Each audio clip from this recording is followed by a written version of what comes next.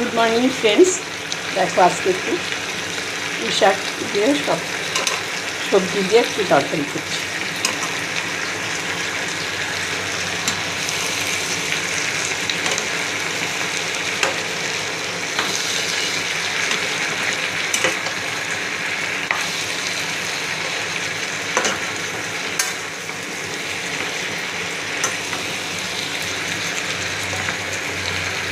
সব সবজি আছে, জিরে, আদা, কাঁচা লঙ্কা বাটা দিয়ে,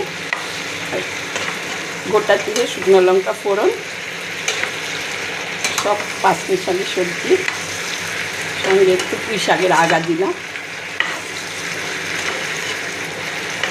আমি না একটু মুগ ডাল দিয়ে দিয়েছি, সঙ্গে কাঁচা মুগ ডাল, এটার সঙ্গে মিশিয়ে পাঁচমিশালি তরকারিটা করব। কাঁচা মুগ ডালটা পাঁচমিশালি সবজির সঙ্গে দিয়ে দিয়েছি, করে দেখাবো কেমন হয়েছে।